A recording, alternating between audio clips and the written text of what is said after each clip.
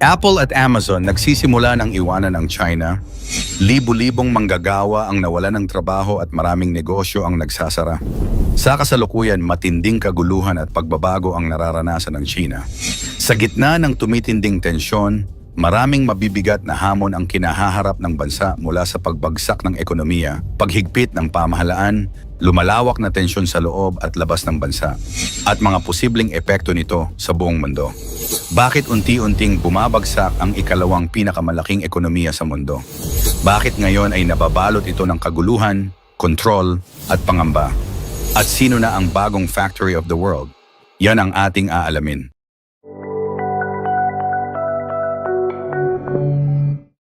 Sa loob ng mahigit 3 dekada, namayagpag ang China bilang tinaguriang factory of the world. Sa panahong iyon, daan-daang multinational companies ang bumuo ng kanilang mga planta at production hubs sa mga lungsod tulad ng Shenzhen, Guangzhou at Shanghai. Sa kanila, nagmumula ang malaking bahagi ng electronics, kasangkapan, kasuotan at iba pang produkto na ginagamit sa buong mundo. Subalit sa kasalukuyang dekada, unti-unti nang nabubuwag ang imaheng ito. Dumarami ang mga balita na di umano ang mga dambuhalang kumpanya tulad ng Apple, Amazon at Samsung ay nagsisimula ng iatras ang kanilang operasyon mula sa China.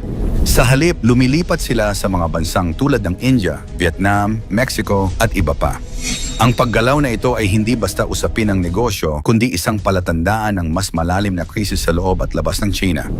Tumataas ang gastos sa paggawa, dumarami ang mga limitasyon sa paggawa ng kabataan, lumalala ang tensyon sa geopolitika, at nagkakaroon ng mas istriktong kontrol ang pamahalaan. Lahat ng ito ay nag-aambag sa unti-unting paghina ng dating makapangyarihang sentro ng global manufacturing. Bakit umaatras ang mga kumpanya mula sa China? Isa sa mga pangunahing dahilan ng pag-atras ng mga kumpanya ay ang tumataas na sahod ng mga manggagawa. Noong 2005, ang karaniwang sahod ng isang manggagawa sa China ay humigit kumulang $150 kada buwan. Sa kasalukuyan, pumapalo na ito sa $1,200 kada buwan, isang pagtaas na hindi naabot kaya para sa mga kumpanyang nais mapanatiling mababa ang gastos. Samantalang sa mga bansang gaya ng India at Vietnam, nananatiling nasa pagitan lamang ng $250 hanggang $300 ang buwan ng sahod ng manggagawa. Sa Bangladesh, mas mababa pa, umaabot lamang sa halos $150 kada buwan. Dahil dito, mas pinipili na ng mga kumpanyang multinational ang mga bansang may mas murang labor cost. Bukod sa sahod, isang mahalagang aspeto ay ang pagbabago sa hilig at oryentasyon ng kabataang Tsino. Sa panahon ngayon, mas marami na sa kanila ang ayaw ng pumasok sa pabrika. Sa halip, mas pinipili nila ang mga trabaho sa teknolohiya, serbisyo, o mga industriyang mas magaan ang pisikal na trabaho ngunit mas mataas ang kita. Dahil dito, nagkakaroon ng labor shortage sa manufacturing sector. Napipilitan tuloy ang mga kumpanya na magtaas pa ng sahod o umangkat ng mga manggagawang galing probinsya, isang hakbang na lalo pang nagpapataas ng gastos sa operasyon. Hindi rin maaaring kalimutan ang epekto ng patuloy na umiinit na tensyon sa pagitan ng China at Estados Unidos. Mula pa noong 2018, naging sentro ng global trade war ang dalawang bansang ito. Nagpataw ng mataas na taripa ang US sa mga produktong galing China, umabot pa ito sa 245% sa ilang kategorya. Tumugon din ang China sa pamamagitan ng sarili nitong mga hakbang. Dahil dito, naging mas komplikado at mas mahal ang kalakalan sa pagitan ng dalawang pinakamalaking ekonomiya sa mundo. Nagkaroon ng kaguluhan sa supply chain, nagmahal ang mga produkto, at naging mas hindi tiyak ang hinaharap ng mga kumpanyang may malalim na connection sa Chinese manufacturing system. Saan lumilipat ang mga kumpanyang umaalpas sa China?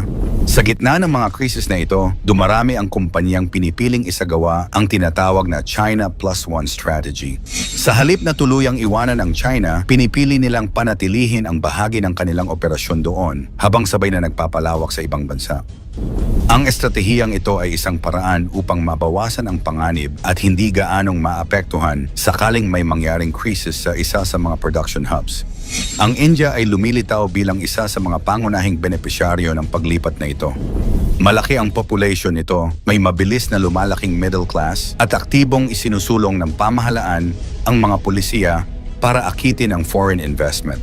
Sa kasalukuyan, halos 20% ng iPhone production ng Apple gaganap na sa India, isang malaking pag-angat mula sa halos 1% noong 2005. Katuwang nila rito ang mga kumpanyang Foxconn at Tata Group. Ang Samsung, Dell at iba pang electronics companies ay kasalukuyan ding naglalagay ng kanilang mga planta sa bansa. Ang Vietnam naman ay kilala sa pagiging agresibo pagdating sa electronics manufacturing. Sa Hanoi at Bac Ninh, naroroon ang mga malalaking pasilidad ng Samsung, Intel at LG. Sa larangan ng kasuotan, inilipat na rin ng Nike ang bahagi ng produksyon nito sa Vietnam upang mapanatili ang mababang gastos at masiguro ang tuloy-tuloy na supply. Sa kabilang dako, ang Mexico ay umaarangkada bilang alternatibong hub sa Latin America.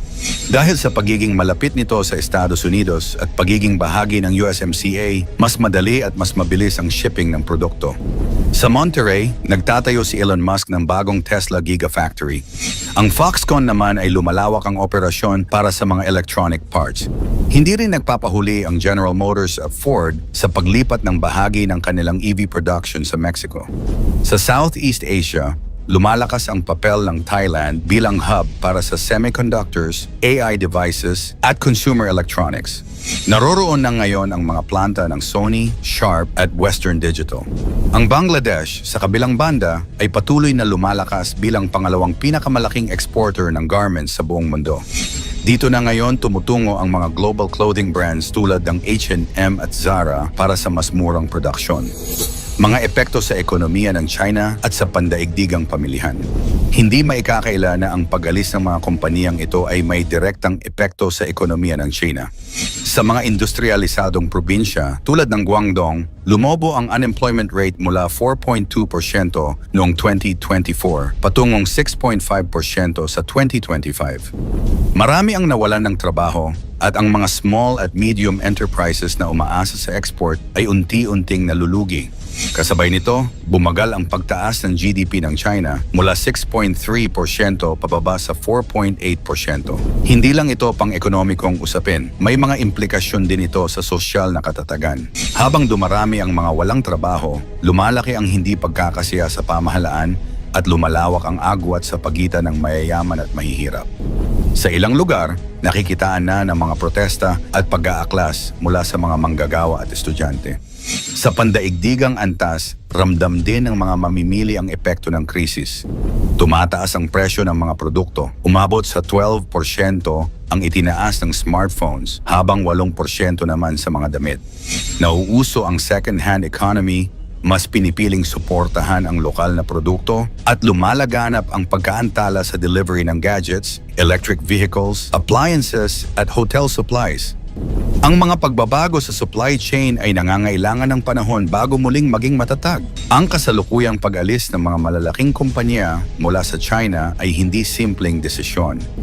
Isa itong tugon sa masalimuot na kombinasyon ng mataas na gastos, pagbabago sa demografiya at lumalalang tensyon sa politika at ekonomiya. Habang lumalakas ang India, Vietnam, Mexico, at iba pa bilang bagong sentro ng produksyon, unti-unting nababawasan ang sentral na papel ng China sa pandaigdigang ekonomiya. Para sa China, ito ay isang tawag para sa reforma at pagnilay. Para sa mga mamimili, ito ay isang panibagong hamon, mas mataas na presyo, mas mahabang hintayan, at bagong tanong tungkol sa kalidad. At para sa buong mundo, ito ay hudyat ng isang bagong yugto kung saan ang kapangyarihan sa production ay hindi na sentralisado, kundi hati-hati na sa iba't ibang rehiyon ng mundo. Kung hindi na ang China ang magiging sentro ng pandaigdigang produksyon, sa palagay mo sino ngayon ang may kakayahang humawak ng trono? Ikomento mo naman ito sa ibaba. Huwag kalimutang mag-like and share. Maraming salamat at God bless.